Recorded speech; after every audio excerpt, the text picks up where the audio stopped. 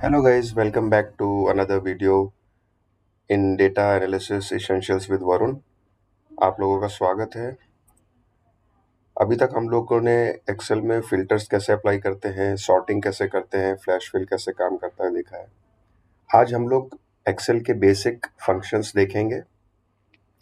Basic functions कैसे काम करते हैं एक्सेल में वो देखेंगे और कुछ और बेसिक ऑपरेशंस देखेंगे एक्सेल में। तो चलिए शुरू करते हैं वीडियो को। अभी आप देख रहे हैं मेरे पास कोई डेटा नहीं है, तो मैं पहले तो एक डेटा ले लेता हूँ। फॉर एग्जाम्पल मैं स्टूडेंट डेटा ले रहा हूँ। स्टूडेंट नेम, सीरियल नंबर लिया है मैंने, स्टूडेंट नेम लिया है। यहाँ पर मैं सब्जेक्ट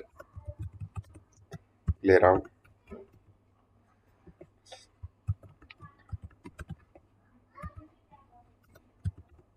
यहाँ पर सब्जेक्ट 3 लिया मैंने। अभी ये 3 सब्जेक्ट हैं स्टूडेंट के। ये स्टूडेंट का नाम है, स्टूडेंट का सीरियल नंबर है। चलिए सीरियल नंबर नहीं रखते, हम इसको रोल नंबर रख लेते हैं। इसके बाद हम इसका सम कैलकुलेट करेंगे। इसका ही हम मैक्सिमम कैलकुलेट करेंगे,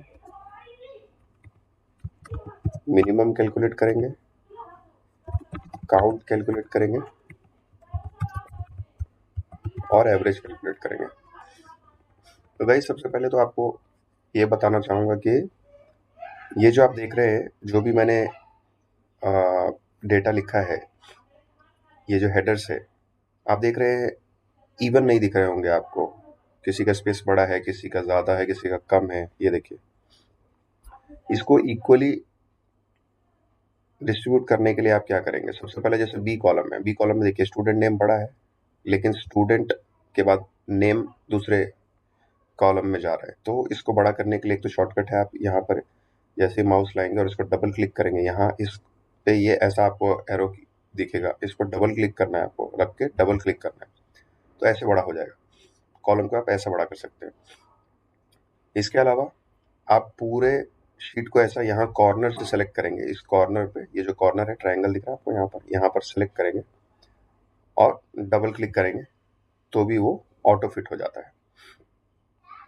फिर भी मैं आपको और तरीके भी बताता हूँ कैसे ऑटो फिट करना है। इसको फॉर एग्जांपल ये इतना बड़ा है, इसको आपको ऑटो फिट करना है तो आपको क्या करना है, पूरे अपने रो को सेलेक्ट कीजिए, जो भी हेडर से सबको सेलेक्ट कीजिए। यहाँ पर आपको फॉर्मेट ऑप्शन दिखेगा, होम टैब के अंदर आपको ये फॉर्मेट ऑप्शन दिखेगा। यहाँ पर आपको ऑटो फिट कॉलम विड्थ दिखेगा। जैसे ही आप इस पर क्लिक करेंगे वो ऑटो फिट हो जाएगा। Clear guys? तो आप ऐसे भी ऑटो फिट कर सकते हैं, मैनुअली भी ऑटो फिट कर सकते हैं, जैसा मैंने बताया आपको। किसी पे डबल क्लिक करेंगे, वो ऐसे भी मैनुअली भी डबल क्लिक करके आप कर सकते हैं। लेकिन अगर ज़्यादा डेटा है, आपको सबको ऑटो फिट करना है, तो एक शॉर्टकट ये है, जैसा मैंने बताया, कॉर्नर पे क्लिक कीजिए और डबल क्लिक कीजिए। किसी भी सेल पे जाके ऐसा जब हैंडल आएगा आपके पास, एरो की दिखेगा आपको, तो उस पर डबल क्लिक करना है तो वो ऑटो फिट हो जाता है। तो ये तो था ऑटो फिट के लिए। अब चूंकि हम ये डेटा बना रहे थे, तो इसको सेव कर लेते हैं पहले। तो आपको सेव करने के लिए कंट्रोल और एस बटन दबाना है, कंट्रोल एस। और आप कहाँ सेव करना चाहते हैं वो देख लीजिए आप। जैसे मैं इसको अपने डेस्कटॉप पे सेव करना चाहता हूँ, तो मैं डेस्कटॉप सेलेक्ट करूंगा। यहाँ पर डेस्कटॉप सेलेक्ट करके मैं यहाँ पर इसको नाम दे देता हूँ, basic functions in Excel. Clear guys? Desktop select करके इसको सेव कर दूंगा। अब हमारी शीट सेव हो गई। इससे बेनिफिट क्या है कि कभी अचानक से अगर ये बंद भी हो जाती है तो हमारा डेटा सेव रहेगा। अभी स्टार्ट करते हैं। फॉर एग्जांपल रोल नंबर हमारे पास ऐसा दिया है। हम रोल नंबर लिखने के लिए, अगर हम इसको यहाँ पर आप देखेंगे, ये ऐसा प्लस का साइन आएगा। जैसे आप कॉर्नर पे लेके जाएंगे अपने माउस को और इसको अगर आप खींचेंगे नीचे पकड़ के, तो ये 1111 फिल कर देगा। लेकिन हमें 11 नहीं चाहिए, हमें 1234 करके रोल नंबर चाहिए। तो उसके लिए हम क्या करेंगे, उसके लिए आपको 1 के बाद 2 भी लिखना पड़ेगा और ये दोनों को सेलेक्ट करना पड़ेगा। और उसके बाद आप हैंडल को पकड़ के नीचे खींचिए कॉर्नर से, ठीक है, ऐसे 1 2 3 4। फिर आप ये जो बॉक्स देख रहे हैं नीचे, इस पे ये ऑटो फिल ऑप्शंस है। इस पे जैसे आप क्लिक करेंगे, ये देखिए आप कितने ऑप्शंस दे रहा है आपको। फ्लैश फिल का ऑप्शन दे रहा है, फिल विदाउट फॉर्मेटिंग दे रहा है, फिल फॉर्मेटिंग ओनली दे रहा है, कॉपी सेल्स दे रहा है। तो ये भी आप यूज कर सकते हैं। फ्लैश फिल ऐसा है, देखिए फ्लैश फिल यहाँ काम नहीं करेगा, राइट। तो आप इसका ऑप्शन, इस ऑप्शन का भी यूज कर सकते हैं। तो यहाँ तक मैंने वैल्यूज ले लिया। इसके बाद स्टूडेंट का नाम लेते हैं।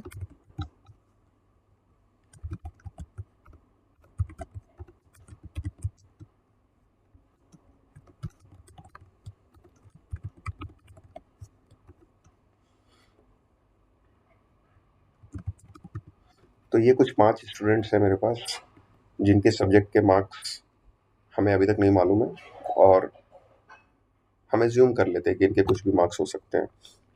तो मैं रैंडम नंबर्स लाना चाहता हूँ, कोई भी नंबर। तो उसके लिए भी ये एक फॉर्मूला है हमारे पास, इक्वल्स टू, आप जैसे R A N D type करते हैं तो आपके पास दो ऑप्शन आते हैं, रैंड और रैंड बिटवीन। हम रैंड बिटवीन लेंगे। रैंड बिटवीन नीचे सेलेक्ट करके, रैंड बिटवीन आप जैसे लेते हैं,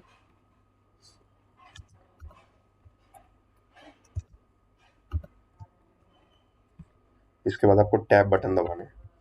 टैब बटन दबाते ही वो आपको बॉटम और टॉप दो चीज पूछेगा। तो आप बॉटम वैल्यू दीजिए कि आपको बॉटम वैल्यू क्या चाहिए और टॉप वैल्यू क्या चाहिए, राइट। तो बॉटम वैल्यू मैं फॉर एग्जांपल लेता हूँ 80 और टॉप वैल्यू मैं लेता हूँ 10। तो देखिए ये गलत बता रहा है, क्योंकि वैल्यूज मैंने उल्टी ली है। तो मुझे इसको 10 करना चाहिए था और इसको 80 करना चाहिए था। अभी देखिए आप, आया 17। तो वो क्या करेगा, वो 10 और 80 के बीच में कोई भी रैंडम वैल्यू पिक करेगा। अब एक शॉर्टकट बताता हूँ आपको। अगर सब्जेक्ट 1 से सब्जेक्ट 3 तक मुझे वैल्यूज चाहिए, इसी फॉर्मूले को कॉपी करना है मुझे दूसरे सेल्स में भी। तो अगर मुझे नीचे से ऊपर तक ये सेम फॉर्मूला कॉपी करना है, तो मैं पूरा सेलेक्ट करूंगा, यहाँ से ऐसा सेलेक्ट करूंगा जहां तक डेटा है मेरे पास, और उसमें कंट्रोल डी करूंगा। देखिए आ गया।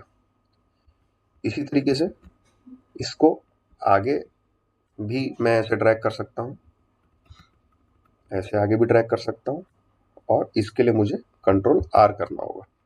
ये देखिए वैल्यूज आ गया, सबका वैल्यू आ गया अभी।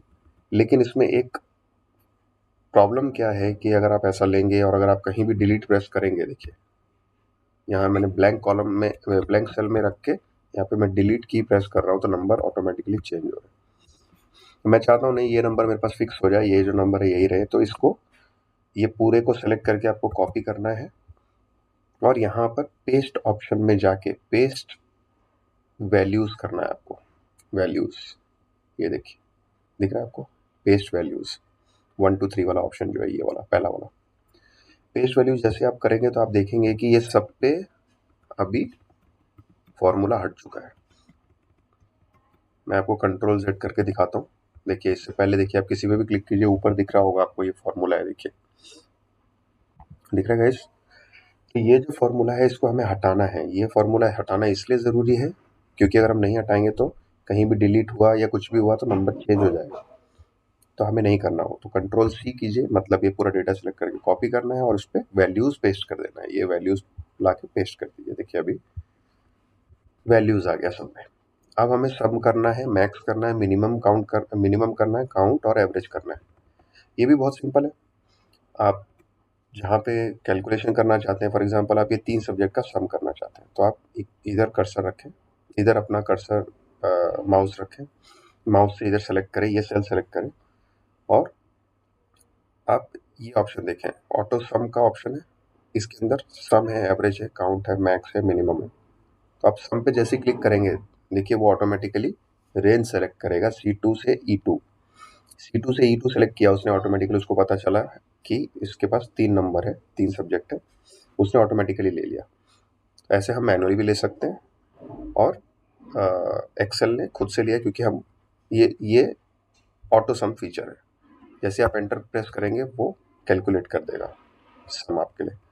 फिर नीचे से ऊपर तक ड्रैग कीजिए इसको और कंट्रोल डी दबाइए। तो ये देखिए आप सारे कॉलम में, सारे रोज में आपके लिए फॉर्मूला ऑटोमेटिक आ गया। अब आप देख रहे हैं यहाँ पर ये C2 से E2 था सम, यहाँ पर सम C3 से E3 था, तो इसको बोलते हैं रिलेटिव रेफरेंस।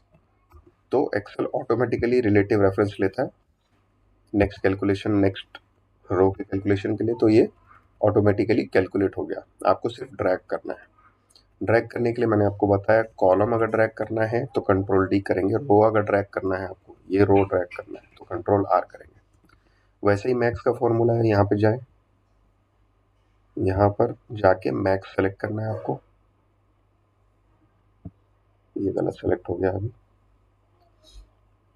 इधर जाके आपको मैक्स सेलेक्ट करना है। मैक्स सेलेक्ट करके आप देखिए कि अभी वो 4 सेल्स ले रहा है, पर 4 सेल नहीं चाहिए हमें, सम का मैक्स नहीं चाहिए हमें, सिर्फ ये 3 सब्जेक्ट का चाहिए। तो उतना ही सेलेक्ट करके और एंटर प्रेस करेंगे। उसके बाद इसको फिल करेंगे, कंट्रोल डी। वैसे ही मिनिमम है, मिनिमम में भी हमको इधर जाके मिनिमम फंक्शन लेना है, एंटर प्रेस करना है। लेकिन फिर यहाँ पर वो सारी वैल्यूज ले रहा है, तो वैल्यूज हमें खुद से बताना है कि नहीं हमें इतना ही चाहिए। इसको भी फिल करेंगे कंट्रोल डी से। देखिए आपके पास ऑटोमेटिकली सब कैलकुलेट हो रहा है। अभी काउंट करने के लिए आपको फिर से काउंट पे जाना है, काउंट नंबर्स, सिंपल फॉर्मूला उसने ले लिया। आपको ये 3 सेल सेलेक्ट करने हैं, एंटर करना है और इसको फिल कर देना है, राइट। एवरेज का भी सेम है, यहाँ पे जाइए, एवरेज लीजिए, देखिए कितना आसान है। अभी इस एवरेज को, ये 3 जो सेल्स हैं इसको सेलेक्ट कीजिए, एंटर कीजिए। तो सबके लिए सेम है, कुछ भी डिफरेंस नहीं है।